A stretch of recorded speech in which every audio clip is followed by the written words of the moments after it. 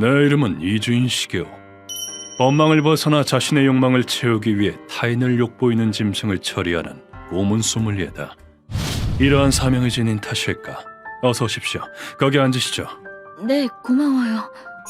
씻을 수 없는 분노를 지닌 사람들이 내 사무소를 찾아오곤 한다. 눈앞에 앉은 젊은 여성 또한 그들 중 한 명이다. 제 딸을 고통스럽게 죽인 범인이 끔찍한 최후를 맞게 해주십시오. 그 눈동자 깊은 곳에 새까맣게 타오르는 증오의 불길이 그녀의 분노를 대신 말해주고 있었다. 의뢰인의 이름은 카지다. 1년 반 전까지만 해도 그녀에겐 딸이 한 명 있었다. 우리 딸 친구 100명 생겼으면 좋겠다, 그치? 친구 잔뜩 만들어야지. 그 당시 의뢰인의 딸 아카네는 초등학교에 간 입학한 신입생이었다. 일찍이 남편의 병으로 잃은 의뢰인에게 있어 딸 아카네는 살아갈 희망이었다. 다음에 놀이공원 갈까? 다행스럽게도 의뢰인의 양친이 가까운 곳에 살았던 덕분에 아이를 키울 수 있었던 것이다. 딸과 놀이공원에 간다는 약속에 가슴이 들떴던 어느 날, 엄마 왔다. 어? 할머니네 갔나? 퇴근하고 집에 들어온 의뢰인은 딸의 부재를 알아차렸다. 의뢰인이 집에 들어온 시간은 저녁 7시. 아마도 할머니 할아버지네 집에 있겠거니 예상했다. 아니, 여긴 안 왔는데. 네? 하지만 아카네는 그곳에 없었다. 그 사실을 안 의뢰인은 양친이나 이웃들의 도움을 받아 죽어라고 아카네를 찾아다녔다. 아카네! 어디 있니? 난 산 쪽을 찾아보겠네. 그럼 나는 상점가 쪽으로 가지. 의뢰인은 불안으로 심장이 터져버릴 것 같았다. 물론 경찰에도 신고했다. 유미코, 좀 쉬엄쉬엄해, 응? 아니야, 난 괜찮아. 아카네가 돌아올지도 모르니까. 하지만 며칠이 지나도 아카네의 모습은 발견할 수 없었다. 그런데 그런 의뢰인의 노력을 마치 비웃기라도 하듯 말도 안 돼. 일주일 뒤에 의뢰인은 최악의 결과를 통보받게 되는데 조의를 표합니다. 아카네가 산속에서 시체로 발견된 것이다. 아카네는 가슴을 칼로 여러 차례 찔린 상태였다. 범인은 강한 살을 품고 있었을 것이라고 추측됩니다. 아카네, 어떻게 이렇게 끔찍한 짓을. 봉합된 상처를 봤을 때 의뢰인은 딸이 느꼈을 고통을 생각하며 하염없이 눈물을 흘렸다. 아카네의 장례식을 끝낸 뒤 의뢰인은 거의 얼빠진 것처럼 지냈다. 힘든 건 이해하네만 다시 생각해 볼 수는 없겠나. 죄송하지만 지금은 일해야 할 의미를 못 느끼겠습니다. 딸을 키우는데 필사적이었던 의뢰인은 삶의 의미를 잃어버리고 말았다. 그런데 시간이 지나도 범인은 체포될 기미가 보이지 않았다. 저 형사님, 범인의 수사는 어떻게 되어가고 있나요? 죄송하지만 열심히 수사 중이라는 말씀밖에는. 범인의 체포 소식만이 의뢰인이 살아가는 이유가 되어버렸다. 벌써 몇 번째 드나드는지 모를 경찰서를 뒤로하고 집으로 가던 중이었다. 안녕, 네가 마나미니? 네 엄마가 널 부르고 있어. 우리 엄마가요? 엄마 뱃속에 아기가 있지 않니? 그래서 오빠가 대신 널 데리러 왔단다. 초등학생에게 말을 거는 수상한 남자가 눈에 들어왔다. 그 순간 뇌리에 딸의 모습이 스쳐 지나갔고 의뢰인은 초등학생을 필사적으로 보호했다. 이보세요, 당신! 지금 애한테 무슨 수작을 부리는 거죠? 진정하세요. 전 진짜 그 아이 엄마한테 부탁받은 거라니까요. 남자가 서툰 변명을 늘어놓았지만 의뢰인은 그 말을 들은 채도 하지 않았다. 염려된 나머지 경찰에 신고까지 했지만 놀랍게도 남자의 말은 사실이었다. 이 동네에서 착하기로 유명한 청년인데 모르셨어요? 정말 죄송합니다. 그럴 수도 있죠. 괜찮아요. 남자를 편견을 눈길로 봤다는 사실을 그 당시엔 부끄럽게 여겼었다. 하지만 딸을 잃은 분노와 슬픔 때문에 여자애를 보던 그 눈빛, 역시 마음에 걸려. 의뢰인의 축은 예리할 대로 예리해진 상태였다. 그 청년의 눈 깊은 곳에는 음흉한 무언가가 있었다. 이를 꺼림칙하게 여긴 의뢰인은 독자적으로 조사를 시작했다. 스스로 조사에 임하는 것은 물론 흥신소의 도움까지 빌렸다. 이 남자에 대해서 알아봐달라 이거죠? 네, 부탁 좀 드릴게요. 여기 계약금이요. 훗날 딸을 위해 쓰려고 모아둔 돈에 손을 댔다. 이런 일에 돈을 쓰게 되리라고는 상상도 못했었지만 그렇게 조사를 거듭한 결과 그 청년의 이름이 하야사카 나오토라는 것을 알게 되었다. 이 근방 대지조의 손자로 지역 내에서 맘씨 좋은 청년으로 유명한 모양이더군요. 그래요? 그렇게 착한 청년이 딸에게 손을 댈 리가 없다고 자신이 착각했음을 인정하려던 그때 의뢰인은 조사 보고서에 기재된 어떤 내용의 시선을 사로잡혔다. 그 하야사카란 사람 가끔 밤에 외출을 한다고요? 예, 목격 정보가 있더군요. 이유는 잘 모르겠습니다만. 평소 같았으면 딱히 문제될 것 없는 내용이었겠지만 의뢰인으로서는 그냥 지나칠 수 없는 사실이 하나 있었다. 아카네가 죽은 날에도 외출을 했어. 심지어 시간도 딱 맞아. 의뢰인은 확신했다. 자신의 촉이 바로 이걸 말해주고 있었던 것이라고. 조사서를 손에 들고 의뢰인은 경찰서로 달려갔다. 에이, 겨우 그거 가지고 수사를 어떻게 합니까? 전 알 수 있어요. 딸의 죽음과 이 남자가 관계가 있다는 걸요. 체포하고 말고를 감으로 결정하면 세상엔 억울한 사람 천지죠. 하지만 경찰은 조사서만으로는 증거가 되지 않는다며 퇴짜를 놓았다. 경찰은 이제 믿을 게 못 되었다. 의뢰인이 뒷세계에 발을 들이는 건 당연한 수순이었다. 정말 범인에 대해 알 수 있는 건가요? 그렇다도 우선 30만 엔 주시오. 하지만 일은 잘 풀리지 않았고 대부분이 사기꾼이었다. 더욱이 위험성 또한 컸다. 언니한테 딱 맞는 일자리가 있지. 에? 따라와. 싫어요. 이거 넣으라고요. 한글의 손에 업소로 팔려나갈 뻔한 적도 있었다. 그럼에도 불구하고 의뢰인은 꺾이지 않았다. 내가 포기할 것 같아? 아카네를 죽인 범인이 죄값도 치르지 않고 살아있다니 난 절대 인정 못해. 그런데 그때 한 호스티스가 의뢰인에게 말을 걸어왔다. 소용없어. 그래봤자 쓸데없이 돈만 내버리는 셈이니까. 그랬구나. 그 사건의 피해자가 당신의 딸이었다니. 네, 그래서 딸의 복수를 하려고. 그럼 내가 딱 알맞은 사람을 소개해줄게. 악당은 절대 놓치지 않는 괴물을 말이야. 호스티스는 의뢰인에게 내 이름을 알려주었다. 사정은 알았지만 이대로 의뢰를 받아들이기에는 부족한 것이 있었다. 그렇지만 카주타 씨, 범인이 하야사카라고 어떻게 확신합니까? 명백히 증거가 부족하지 않습니까? 나는 일부러 강한 어조로 물었다. 그 시간에 외출했던 사실과 그 남자의 탁한 눈. 전 확신해요. 그놈이 범인이에요. 나는 이 얼굴을 잘 안다. 진실을 꿰뚫어본 유족의 얼굴이다. 모든 설명을 마친 뒤 의뢰인은 의자에서 일어나더니 내 앞에 바짝 엎드리고 머리를 조아렸다. 이렇게 부탁드립니다. 딸을 죽인 범인을, 그놈을 지옥에 떨어뜨려 주십시오. 카지타 씨. 그리고는 절실한 목소리로 내게 애원했다. 그때 의뢰인이 악기 같은 표정으로 외쳤다. 아카네는 내 모든 것이자 남편이 남겨준 소중한 보물이었어요. 우리 애가 얼마나 컸는지 남편한테 얘기해주는 게 내 행복이었다고요. 소중한 내 딸을 잔인하게 죽인 그 자식을 난 절대 용서 못해요. 그것은 자식을 잃은 어머니의 원통함이었다. 범인을 향한 타오르는 분노였다. 내 대답은 물론 정해져 있었다. 알겠습니다. 당신의 원한은 범인에게 반드시 전하겠습니다. 네, 저는 딸이랑 쭉 함께 살고 싶었어요. 이와 같은 자의 목소리를 듣는 것이 고문 소믈리의 사명이니까. 어떤 이유에서든 힘없는 어린아이를 살해한 놈에게 살 가치란 없다. 어떻게 죄를 잘 숨기고 있는 모양이지만 바로 나 이주인의 눈은 피할 수 없을 것이다. 진상은 언젠가 밝혀지기 마련. 그때가 되면 그놈은 지옥을 보게 될 것이다. 그러나 우리가 하는 일이 살인인 만큼 찐인 확실히 확인해야 한다. 타이밍 한번 기가 막히게 찾아왔네. 마침 나도 그 건을 조사하던 참이었거든.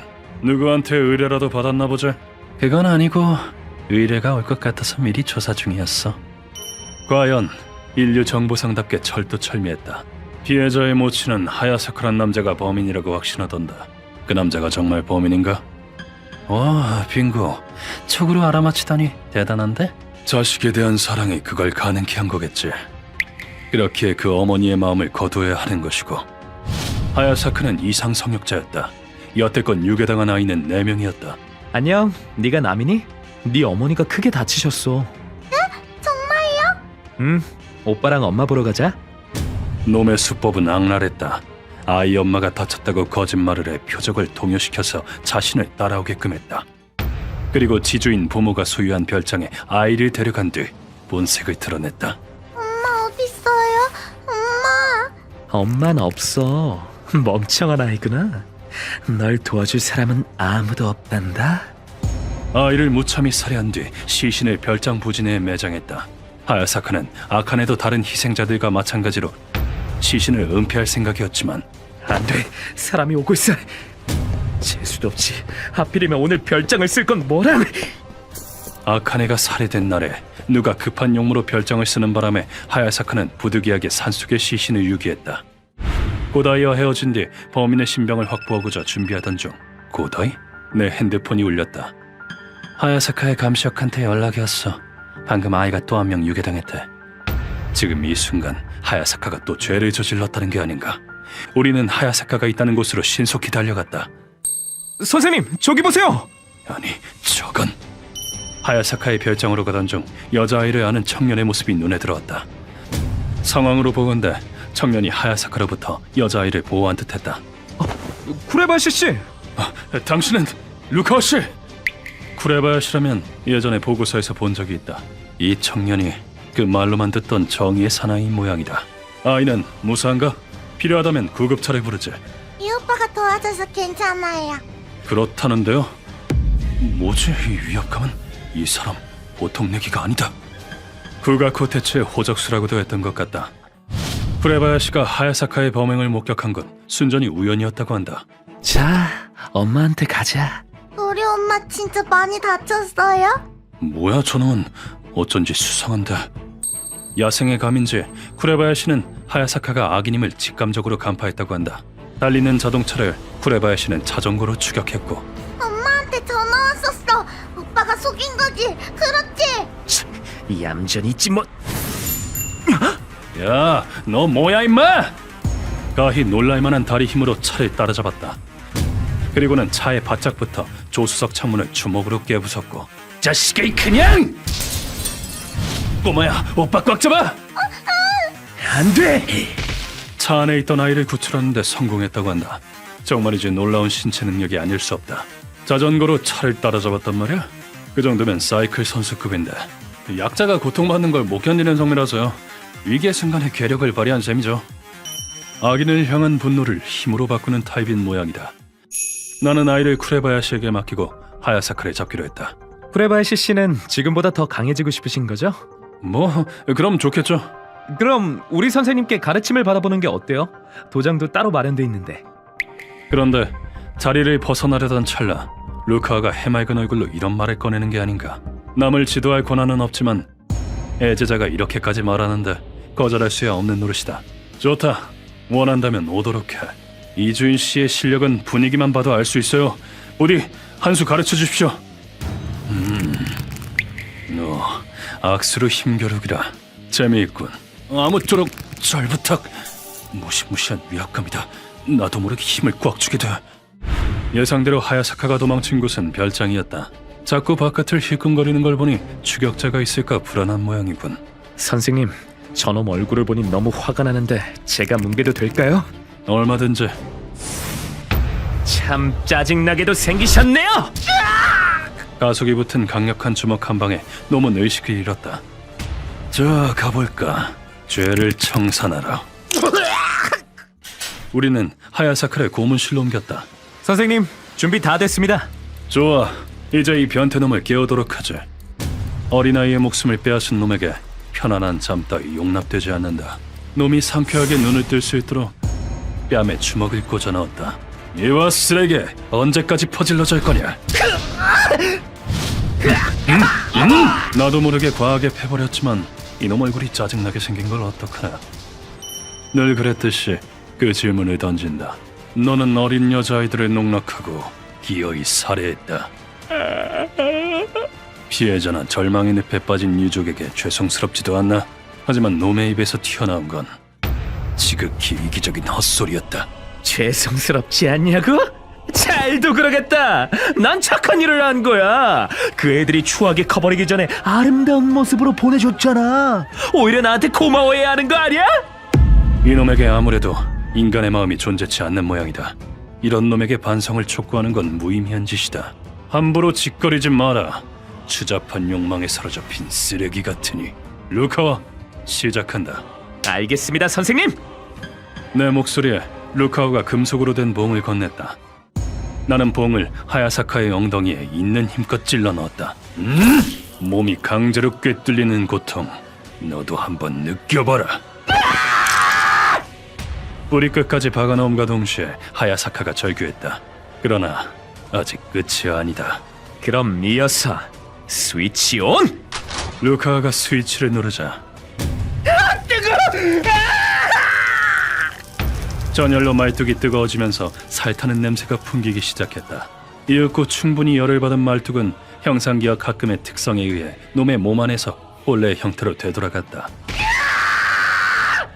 더 길고 두꺼우며 겉에 가시가 돋아난 마치 도깨비 방망이 같은 형태다. 이건 예전에 순물을 이용해 행했던 고문을 내 나름대로 개량한 것이다. 고대 그리스에서는 간음죄를 저지른 죄인에게 이 형벌을 내렸지. 너한텐 아주 딱 맞는 고문이지. 아파, 뜨거워. 고온으로 내장이 익어가고 갈기갈기 찢기는 건 말로 설명할 수 없는 고통일 것이다. 부잣집 도련님께서는 그 고통을 차마 견딜 수 없었던 모양이다. 살려줘! 참수할게! 죄값은 치를 테니까 제발! 놈은 고작 몇 분 만에 목숨을 구걸하기 시작했다. 이 남자를 용서할 것인가? 답은 이미 정해져 있다. 무슨 소리지? 난 착한 일을 하는 거야. 너 불로불서야? 아닌데요. 그럼 내가 죽여주는 것에 감사하도록 해. 추하게 나이 먹기 전에 젊은 모습으로 갈 수 있잖아. 천천히 온도를 올려주지. 실컷 고통받다가 가라고. 뭐 불로불사라고 대답했다면 정말 죽지 않는지 보여달라고 할 작정이었다만 하야사카는 그로부터 장장 7시간을 고통받다가 끝내 숨이 끊어졌다. 어때 루카와? 뺄 수 있겠나? 안 빠질 것 같은데요? 안으로 완전히 파고 들어갔어요. 이 고문은 뒤처리가 골치로군. 개선점이 필요하다고 나중에 적어둬야겠다. 이리하여 이번 의뢰는 마무리되었다. 별장 지부 내에서 어린아이로 추정되는 시체가 발견되어 이로써 희생된 아이들이나 그 가족들도 이제 앞으로 나아갈 수 있겠지. 비록 결말은 잔혹하나 모든 일에는 끝맺음이 필요한 법. 아무리 슬픈 일이라도 마침표를 찍을 수 있다면 앞으로 나아갈 수 있을 것이다. 여담으로 사건이 있고 며칠 뒤에 프레바야시가 내 사무소를 찾아왔다. 이주인 씨, 한 수 배우러 왔습니다. 좋다. 어디 한번 제대로 덤벼보도록. 무한대의 잠재력을 가진 남자 프레바야시는 상당히 재밌는 친구였다. 이 이야기는 훗날 소개하도록 하겠다.